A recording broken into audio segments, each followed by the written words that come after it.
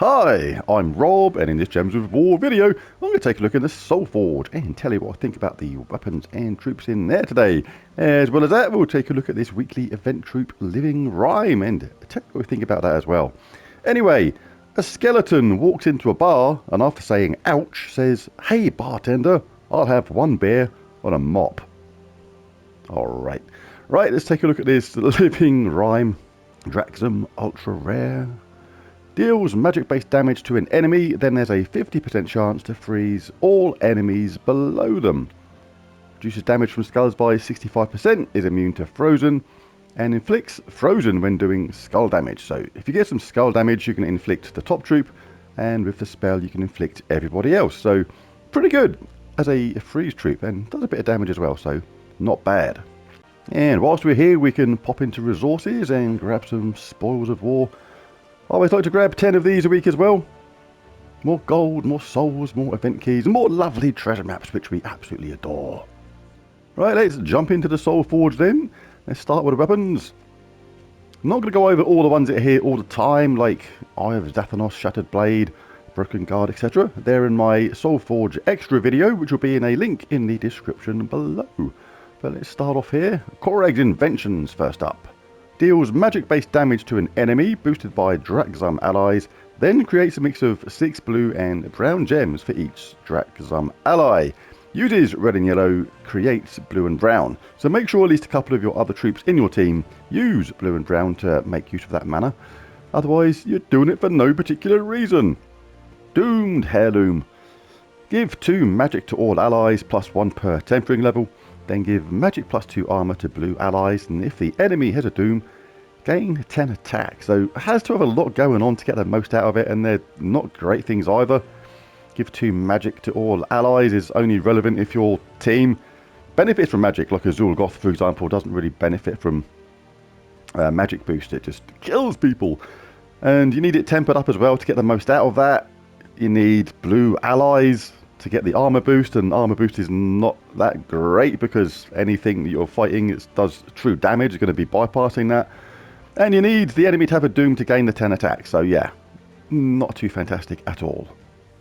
Fire and Ice does damage equal to your magic to all enemies and give 2 life to all allies. So again, nothing fantastic about that. It does have frozen upgrade though, which is going to freeze the first enemy when cast.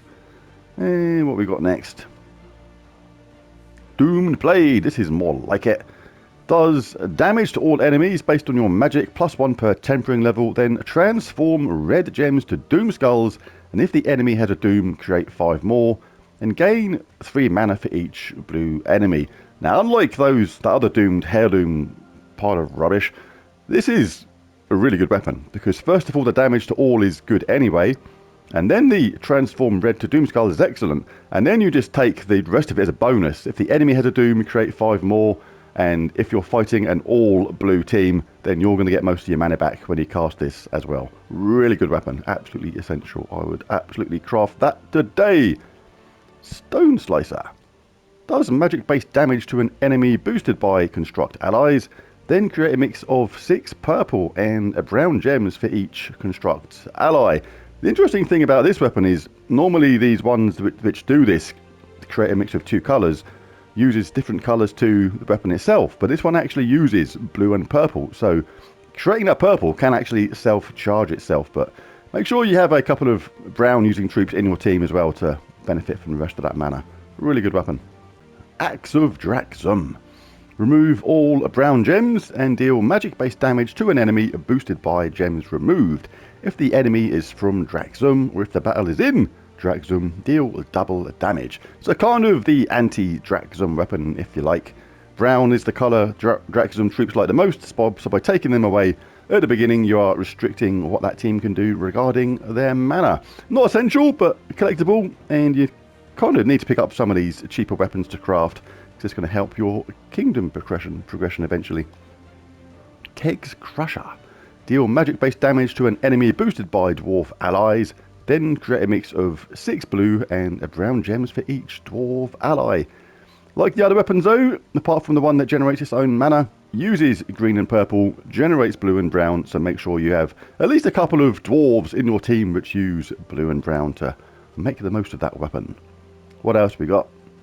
Ankh of Nefertari.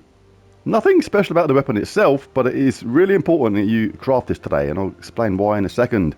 Gives magic +1 life to an ally, boosted by brown gems, then give them a quarter of their mana. So yeah, nothing fantastic about the spell at all, but it is part of the recipe required to craft Duskbringer eventually. You see over here on the right hand side we have the various ingredients, and one of the things is the Ankh of Nefertari, which is the weapon in the Soulforge today. And if you don't get it today, the Ankh of Nefertari, you've got to wait flipping what feels like a lifetime for it to come back round again. That's why it's important that you craft these other ones as well when they come round from the other kingdoms. So yeah, absolutely craft Ankh of Nefertari today. What else have we got? Any more for any more, or is that our lot? Oh no, we got the rather excellent glowing core. Do like these explodey summony weapons. Explodes magic +1 brown gems, grants a random status effect to all construct allies, and has a summon of a construct troop at the same time. Very nice indeed. Right, on to the troops. A couple of pretty cool troops in the summoning stones today. It's Snothelm. Very good indeed. Damage to an enemy, web and entangle them, gain an extra turn. Definitely recommend roll of the dice with a few summoning stones to try and get him. And also we have Daughter of Yasmin in the green summoning stones. Very, very good indeed as well. Starts battles with full mana, converts red to green, conjures a leaf storm. Very nice indeed on Guild Wars days. Anybody else? Any other ones that's any good? Dust Devil, pretty important troop to get as well. Again, starts battles with full mana, does 5 damage to all enemies, but the important part of this is knocks the first enemy to last position. Say you're playing Guild Wars and it's a yellow or brown day, and you've got a extremely dangerous troop in first place, one that does triple skull damage or has a chance of an instant kill or something like that. You can actually just knock them to the back because it starts with full mana and take away some of that immediate threat. Very nice. Nobody essential there. Thrall is obviously very good though. Need Thrall. So yeah, quite a lot of important troops to try and get from summoning stones this week. Not bad at all. Right, let's take a look at the Mythics first. Same as before, I'm not going to go over all the troops that are here on a regular basis. They're in my Soulforge extra video.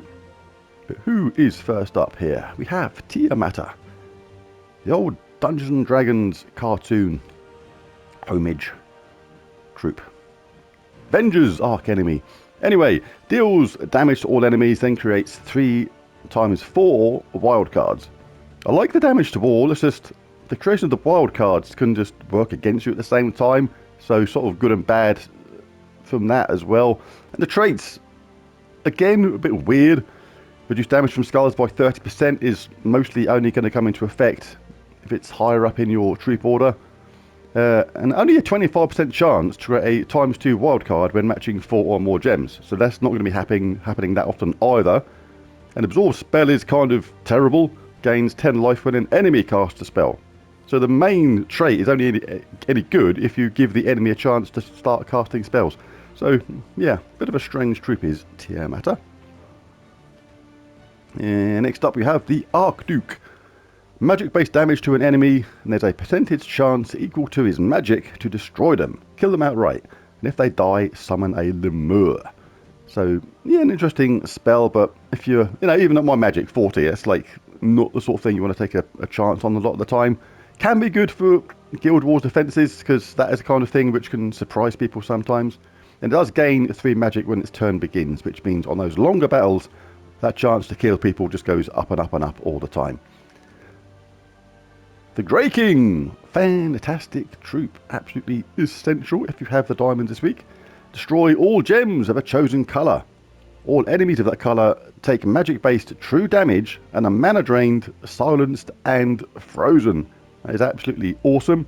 The fact that the gems are collected as if matched means if you do that on any of his colours that he uses himself, he can get halfway to being charged again, or even more, and just ready to do it again straight away.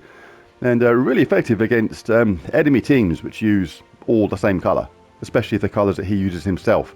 Absolutely fantastic troop, really, really good. And all undead allies gain 2 armor and magic when matching 4 or more gems. The Grey King. Very, very good indeed. Absolutely superb. Unlike Abynissia, she was one of the early mythics in the game, and it kind of shows. It explodes all gems of a chosen colour and summons an Infernal King. Not utterly useless, the exploding all gems of a chosen colour can be handy in places, but yeah, she's nothing fantastic anymore, unfortunately. She's showing her age, and I don't mean that in a wrinkly kind of way. Anyway, that's the mythics. Let's go over the legendaries quickly. Queen Isabel does damage to the first enemy equal to an ally's attack, gives magic +1 attack and armor to them, and then gives 3 to 8 mana to all allies other than herself. So yeah, she's not selfish. She helps everyone out apart from herself, even though she's grumpy looking. Never mind, but she's a decent troop. Chief Stronghorn pulls an enemy to first place, does magic +1 damage to them, boosted by his attack, life and armor. So can be effective as well. Again, that pulling an enemy to first place can be really handy when it comes to messing up the order of the enemy team. And who else we got? The Flesh Horror. Eliminating all armor from an enemy, so really good against those super high level troops. Then deal magic +2 damage to them and all enemies below. So better if you can cast it on the top troop. But yeah, decent troop that. Do like the Flesh Horror. And Nexus Portal.